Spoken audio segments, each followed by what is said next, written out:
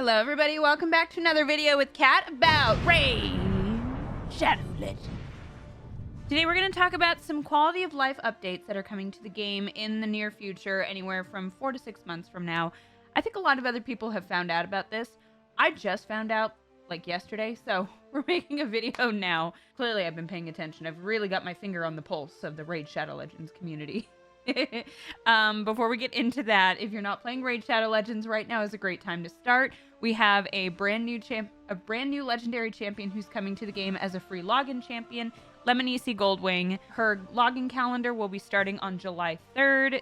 There will be a bunch of other items and accessories and artifacts that you'll want to get alongside her and her perfect soul. So that's a great thing. And plus, if you haven't started or you want to start a new account, using my link in description or the QR code, you're going to get another free legendary Corrado Fox Hunter, Tagore, who is a full Team Revive epic support champion at level 10, Mausoleum Mage, who does a lot of turn meter and speed manipulation in favor of your team at level 20, and Lady Annabelle, who has her own specific nuances and a lot of healing. So all three of those champions are fabulous. Plus, until the end of June, which is a few days, it's like a week.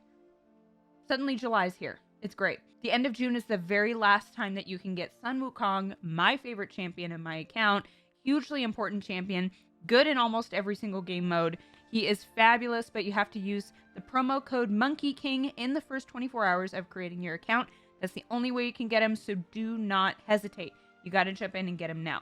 Probably the reason I didn't find out about this is because this was the quality of life updates were posted on the Raid Shadow Legends subreddit, which I don't frequent as much as I do the Discord. That's just something I have to learn. Boomer and I talk about it, how the news is pretty much all over the place all the time, so we never know what's going on.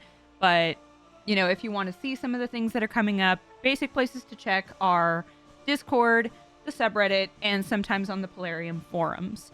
So some of the things that are coming through is for Tag Team Arena, they are going to improve and expand the tiers, which I am actually really excited about, because I don't know about you guys, but my Tag Team Arena, my tiers are all over the place. Like, I'm going to show you right now.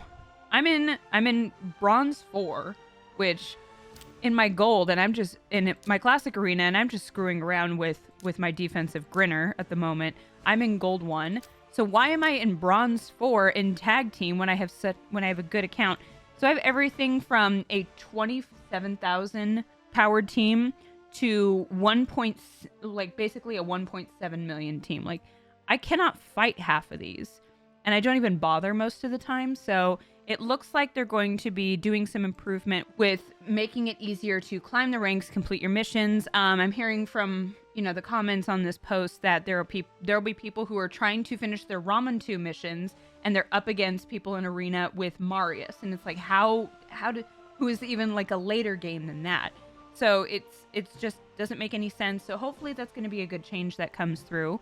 And speaking of Arena, they're also doing Blind Reset, which is something that I don't think matters to me or a lot of people. So from what I understand, Blind Reset means that you're not going to be able to see the names or clan names for your opponents, which, okay, I've never looked at that in general. I look at it when I'm doing live arenas, but not in Classic Arena. I don't generally give a shit about who I'm playing against. Most of the time when I'm in Classic Arena, I'm just going through and seeing how big is your power. That's all I'm looking at. I'm not looking at Loveorn or Wile E. Coyote. I don't care. I want to see, can I beat your team? No? Yes? Okay, that's it. So it's interesting. I guess people are happy about it, so cool. I'm not mad. If it helps somebody else, even if I don't care, that's fine by me. Siege, you'll be able to remove teams from buildings during the prep phase. So I guess this is really helpful if you see somebody who's like, somebody on your team in Siege has just put up a defense of like 3 Rangers, that common champion. Yeah, I'd be pretty pissed. So I guess they'll be able to remove teams from those buildings, more control, less chaos, and then they'll be able to keep track of how many people are using attack scrolls. So they can start hounding you if they're like, hey, Cat, you only did 2 attacks. And I'm like, yeah, because I don't care about Siege as much. I actually do really like Siege. It's just lately I haven't had the time for it, but so that'll be an interesting boost. Or more people are going to be yelling at you. So whatever, we'll see. We'll see how it comes out.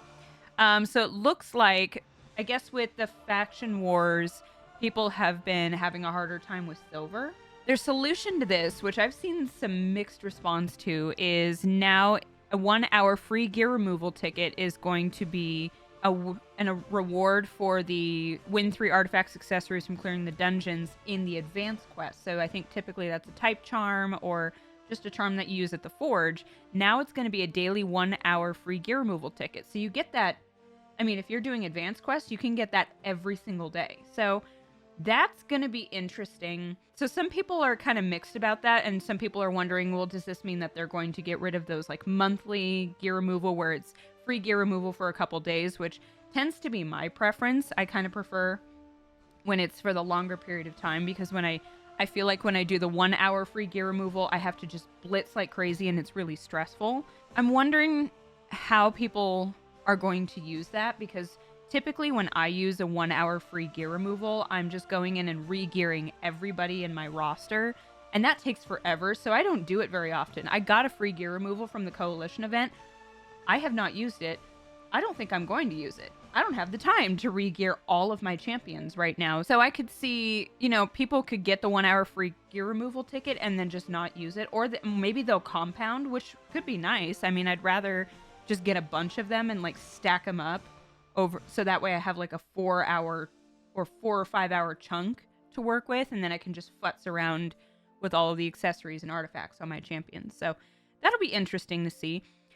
And speaking of silver and artifacts and accessories, they're going to get some new sorting filters in inventory for your artifacts and accessories, hopefully to help you organize and maybe sell the gear more easily. I'm curious on how that's going to work. I don't know what other filters they could add, but that's also why I'm not a developer. I'm interested to see where they come with this. And then I think the pièce de résistance of all of these quality of life is something, I think, I don't remember if I talked about it in a video with Boomer, but I know that I've talked about, you know, I wanted a way to farm scrolls and how Minotaur just takes forever. People have been saying it for forever. People have been begging. We want a Minotaur super raid. It's coming in an event. I don't think it's going to be a permanent addition just yet. I think what they're doing is they're going to test it out, see how it handles with the servers. Because a big change like that, like remember when they did the background multi-battles and how it just kind of screwed with the servers for a little bit? I think it's that kind of situation. So I don't think they want to roll it out full force just yet. I think they're going to try it out in the event, see if people like it, see if it works the way it's supposed to, and then, you know, if it ends up being successful, if everybody likes it, it works the way it's supposed to, then they will roll it out eventually. They also want to have an auto battle stop feature, making farming more efficient. So my guess on that is that there will be a setting similar to when you are doing multi-battles, like on campaigns or dungeons. Like, for example, you know, they have the continue multi-battle even when all champions hit max level. So I'm wondering if they're going to have a button or program like that where it will stop the multi-battle once all of your champions have hit their max amount of scrolls. So that would be a super helpful addition, because you don't want to run like 5 more, 14 more energy to go through it. Yeah, they just have it for max level, which works for the champions that I'm running, but I'm hoping that they'll do one for max scrolls as well. So that's pretty much everything we have for the quality of life updates that are coming sometime in the future. What I've seen, it's about 4 to 6 months out from now, so don't hold your breath. It's going to be a minute. But let me know down in the comments what you're thinking about all of the updates coming to the game. I'm more curious to hear what you guys think about the daily 1 hour free gear removal, because that seems to be what bugs people. That some people are up in arms about that. So I'm curious to hear what you guys think. Don't forget, if you haven't already, click the link in the description. Get yourself Corrado Fox Hunter as soon as you complete the tutorial. Tagore once you hit level 10. Mausoleum Mage once you hit level 20. And the lovely Lady Annabelle once you hit level 30. And do not forget, before the end of June, use the promo code Monkey King and get Sun Wukong in the first 24 hours of creating your account or starting the game for the first time.